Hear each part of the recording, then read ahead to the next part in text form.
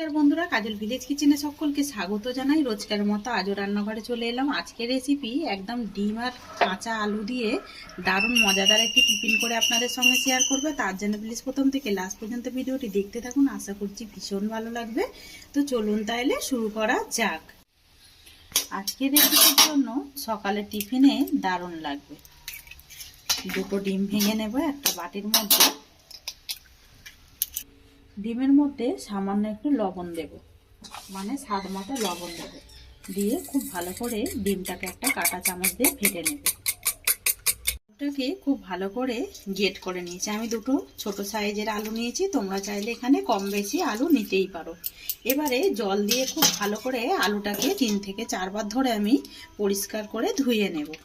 খুব ভালো করে আমি আলুটাকে এইভাবে ধুয়ে নিয়েছি। ধুতে ধুতে দেখবে একটা সময় সাদা হয়ে যাবে, আলুটা একেবারে পরিষ্কার হয়ে যাবে। তখন আলুটাকে আমি একটা ছাঁকনির মধ্যে তুলে নিয়েছি। এবারে একটা বাটি নিয়ে নেব, বাটির মধ্যে দিয়ে দেবো সমস্ত আলুটা। এখানে কিন্তু জল ঝাড়ার কোনো রকম দরকার নেই, এরকম সামান্য জল থাকলে এতে করে কিছুই হবে না। এবারে এখানে যে ডিমটাকে আমি ফেটে রেখেছিলাম, এই ডিমটাও আমি এর মধ্যেই দিয়ে দেবো। তো ডিম ফেটে নেওয়াটা আমি দিয়ে দিলাম।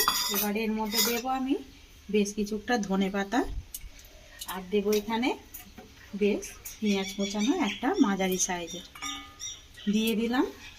এবার এখানে দেবো কাঁচা পাকা লঙ্কা কোচানো, ঝালটা আপনারা আপনাদের পছন্দ মতোই দিয়ে দেবেন। দিয়ে দিলাম সমস্ত উপকরণগুলো। এবারে এর মধ্যে দিয়ে দেবো আমি স্বাদ মতো লবণ বা মাপ মতো লবণ। আমি কিন্তু ডিমের মধ্যে লবণ দিয়েছিলাম, আমি আবারও দিয়ে দিচ্ছি লবণ। দিয়ে উপকরণগুলোকে একবার খুব ভালো করে কাঁটা চামচ দিয়ে মেখে নেব। সমস্ত উপকরণগুলোকে খুব ভালো করে মিশিয়ে নিয়েছি। যেহেতু এর মধ্যে লবণ দিয়েছি, লবণ থেকে কিন্তু একটু জল ছাড়বে, আলু যেহেতু রয়েছে। এবারে আমি দেব এখানে গোলমরিচ গুঁড়ো। আমি বেশ 2 চিমটি মতো দিয়ে দিলাম গোলমরিচ গুঁড়ো। দিয়ে এবারে আবারও আমি খুব ভালো করে মিশিয়ে নেব। আর এইটা প্রথম থেকে লাস্ট পর্যন্ত দেখতে থাকবেন। কোনো রকম মাইক্রো ওভেন ছাড়াই আজকে আমি এই টিফিনটা করে আপনাদের সঙ্গে শেয়ার করব। এবারে এখানে নিয়েছি আমি গমের আটা। তোমরা চাইলে এখানে আটা ময়দাও নিতে পারো, অথবা আটা ময়দা যে কোনো একরকম দিয়েও এই টিফিনটা করতে পারো। এবারে সমস্ত 1 বাটি আটাটা আমি এর মধ্যেই দিয়ে দেব। দিয়ে দিলাম 1 বাটি আটা। দুটো ডিমের মধ্যে এরকম একটা ছোট মানে আটা দিলেই বাটির হয়ে যাবে। আবারও আমি খুব ভালো করে মিশিয়ে নেব। সমস্ত উপকরণগুলো দিয়ে খুব ভালো করে আমি মিশিয়ে নিয়েছি, মানে আটাটা দিয়েও আমি এর মধ্যে মিশিয়ে নিলাম। এবারে এইটাকে ঢাকা চাপা দিয়ে আমি এখন রেখে দেবো। ওর দিকে একটা কড়া গরম হতে বসিয়েছি সুন্দর করে একটা পুর রেডি করে নেবার জন্য। এর মধ্যে দিয়ে দেবো 1 থেকে 1.5 চামচের মতো চায়ের চামচের সাদা তেল। এর থেকে আর বেশি দেবার দরকার নেই। তেলটা যখন খুব ভালোভাবে গরম হয়ে যাবে, ওর মধ্যে কিছু ফোড়ন দেব। যেমন দেব আমি এখানে 3টে বেশ বড় কোয়া মতো রসুন ছাড়িয়ে নিয়ে আর কুচিয়ে রেখেছি, দিয়ে দেবো কুচিয়ে নেওয়া রসুন। দিয়ে গ্যাসটাকে এই সময় আমি আস্তে রেখে দেব।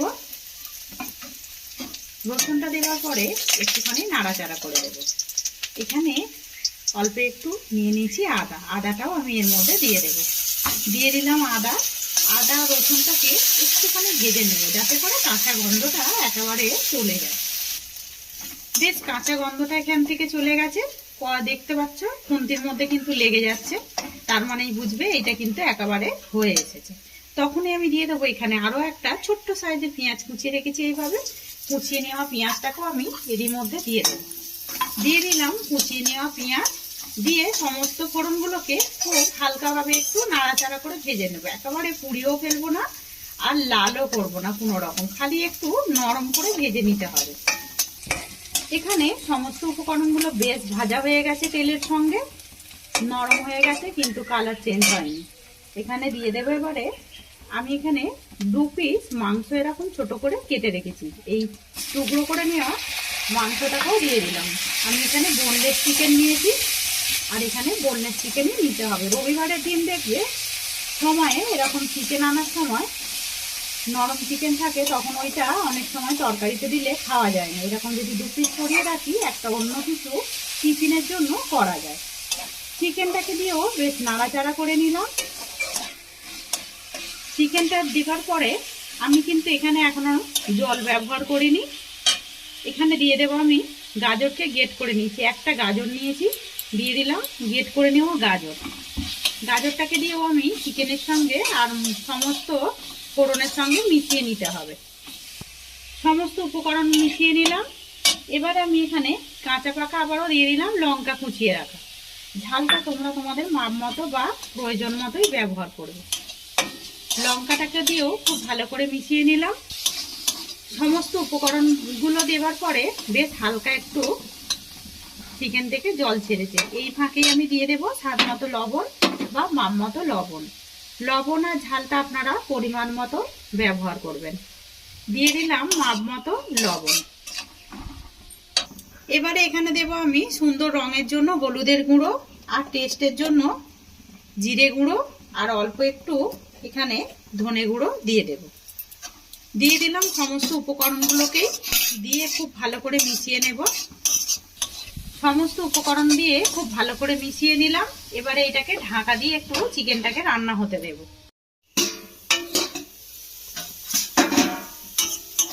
ফাঁকে ফাঁকে একবার করে ঢাকাটা খুলে নাড়াচাড়া করে দেবেন, না হলে কিন্তু তলা থেকে পুড়ে যেতে পারে।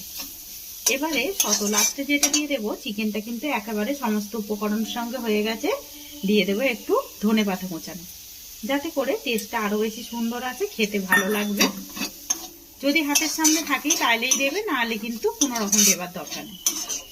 দিয়ে ধনেপাতাটাকে দিয়েও খুব ভালো করে মিশিয়ে নিলাম। এখানে চিকেনের পুরটা একদম রেডি হয়ে গেছে। আমি এর মধ্যে কোনো রকম গরম মশলা ব্যবহারও করলাম না, আর কোনো রকম গুঁড়ো মশলাও দিলাম না, শুধু কাঁচা লঙ্কা কুচানোতেই একেবারে রেডি হয়ে গেছে। এবারে পুরটাকে আমি নামিয়ে নেব। ততক্ষণ ঠান্ডা করে নিই। অপরদিকে আমি আরো একটা কড়া গরম হতে বসিয়ে দিয়েছি। এবারে এখানে যে আমি আটার যে ব্যাটারটা রেডি করেছিলাম বা গোলাটা রেডি করেছিলাম, একেবারে কতটা নরম হয়ে গেছে। আলু থেকেও জল ছেড়েছে আর পেঁয়াজ থেকেও জল ছেড়েছে। এর মধ্যে কোনো রকম জল দেবে না, একটুখানি মাখিয়ে নিয়ে রেখে দিয়ে দেখবে এরকমই কিন্তু হয়ে যাবে। যেহেতু দুটো ডিম দিয়েছি আমি, আর এই ব্যাটারটা ঠিক এরকমই হবে ঘনত্বটা। কড়াটা গরম বসিয়ে দিয়েছি, বেশ গরম হয়ে গেছে। এই সময় গ্যাসটাকে একটু আস্তে করে দিয়েছি। এর মধ্যে হালকা অল্প একটু তেল দিয়ে দেবো, খুবই সামান্য একটু তেল দেবো। তেল দিয়ে খুব ভালো করে চারিদিকে এইভাবে একটু ছিটিয়ে দেবো। এখানে তেলটাও বেশ ভালোভাবে গরম হয়ে গেছে। তখন আমি এখানে যে আটার একটা গোলা গুলেছিলাম, এই গোলাটাকে ঠিক এখানে দিয়ে দেব। দিয়ে দিলাম বেশ বড় হাতার, একদম এক হাতার মতো দিয়ে চারিদিকে একটু সুন্দর করে এইভাবে আমি পেতে দেব বা গোলাকার করে দেব। এই কাঁটা চামচ দিয়েই করে দিচ্ছি আমি, আর এতে করেই কিন্তু বেশ ভালো হবে। খুব ভালো করে আমি সুন্দর করে একটা গোল আকার দিয়ে দিয়েছি। এবারে এটাকে একটু ঢাকা দিয়ে দেবো, যাতে করে খুব ভালো করে পেঁয়াজ আলুটা সিদ্ধ হয়ে যায়। বেশ 1 মিনিট মতো ঢাকা দিয়ে দিয়েছি। ঢাকা দেওয়ার কারণে ওপরটা একেবারে শুকিয়ে এসেছে। আর এটা যখন সরাবেন তখন কিন্তু বুঝতে পারবেন যে এটা একেবারে নিচে থেকে হয়ে গেছে। তখন এটাকে উল্টে দেব। আর এই যে দেখুন কতটা সুন্দরভাবে একদম গোলা রুটিটা ঠিক আমরা রেডি করে নিয়েছি। এইভাবে লো টু মিডিয়ামে 2 পিস একদম 1 মিনিট করে সেঁকে নিতে হবে। 2 পিস উল্টে পাল্টে আমি সেঁকে নিয়েছি। রুটিটা দেখতে কতটা সুন্দর হয়েছে সেটা কিন্তু দেখতেই পাচ্ছেন। একটা রুটি একদম হয়ে গেছে। প্লেটের মধ্যে তুলে নেব। বেশ বড় করে রুটিটা করেছি, যাতে করে একটা রুটি দিয়ে 2টো টিফিন রেডি হয়ে যায়। সমস্ত টিফিনগুলোকে ওই একইভাবে আমি ভেজে নেব। আবারও হালকা একটু তেল দিয়ে দেব। এই টিফিনটার মধ্যে খুব বেশি তেল লাগে না, একদম সামান্য অল্প তেলেই টিফিনটা একদম রেডি হয়ে যায়। আবারও যে এই গোলাটা রয়েছে এটা সমস্তটাই আমি এর মধ্যে দিয়ে দেব, দিয়ে ভেজে ফিরে আসছি। সুন্দর করে বেশ ভেজে নিয়েছি, ভেজে ফিরে এলাম। আর খুব বেশি সময় লাগে না, একদম অল্প সময়ের মধ্যেই কিন্তু এই টিফিনগুলো রেডি হয়ে যায়। এখানে নিয়ে নেব একটা, যেই রুটিগুলো করেছিলাম একটা করে রুটি। এবারে যে পুরটা রেডি করেছিলাম এই পুরটাও নিয়ে নেব, ঠিক দিয়ে দেব এইভাবে। এইটা সকালে যেমন টিফিনে ভালো লাগবে, তেমন কিন্তু সন্ধ্যার সময় একদম সন্ধ্যার টিফিনটাও বেশ দারুণভাবে জমে যাবে। বাচ্চা বড় সবাইরই কিন্তু পছন্দের হবে, খেতে ভীষণ ভালো লাগবে। একবার ট্রাই করতে পারো। বেশ বেশি করে আমি একটু পুর দিয়ে দিলাম।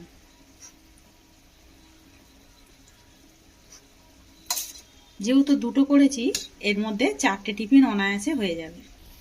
এবারে এই ধার থেকে ঠিক ফাঁকা রেখেছি, এই ধার থেকে ধরবো, ধরে নিয়ে ঠিক এইভাবে আমি ফোল্ড করে একটা সুন্দর করে মুড়ে নেব, যেরকম ঠিক আমরা এগরোল মুড়ে থাকি সেইভাবে মুড়ে নেব। সুন্দর করে বেশ মুড়ে নিলাম, সুন্দর করে ফোল্ড করে মুড়ে নিয়েছি। এবার একটা ছুরি নিয়ে নিলাম, মাঝ বরাবর আমি ঠিক এইভাবে কেটে নেব। যেহেতু বেশ মোটা মোটা রুটিগুলো রয়েছে, ওইটা একটা খেলেই কিন্তু একেবারে পেটটা অনেকক্ষণ ভরা থাকবে। এখানে একটা কিন্তু রেডি করে নিয়েছি, এবারে এটা একটা প্লেটের মধ্যে তুলে নেব।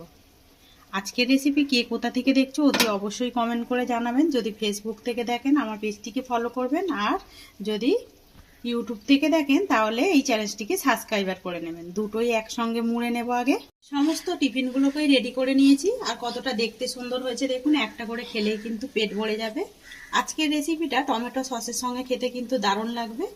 একবার হলে এইভাবে বাড়িতে ট্রাই করবেন, খেয়ে আমাকে কমেন্ট করে জানাবেন যে রেসিপিটি কিরকম লাগলো। যদি ভালো লেগে থাকে একটা লাইক করে দিয়ে এইভাবে আমার পাশে থাকবেন, আমাকে সাপোর্ট করবেন। নিত্য নতুন রান্নার জন্য পাশে থাকা বেল আইকনটি প্রেস করবেন। সবাই ভালো থাকবেন, সুস্থ থাকবেন। ধন্যবাদ। আবার কোনো নতুন রেসিপি নিয়ে ফিরে আসবো। আজকের মতো এই পর্যন্ত।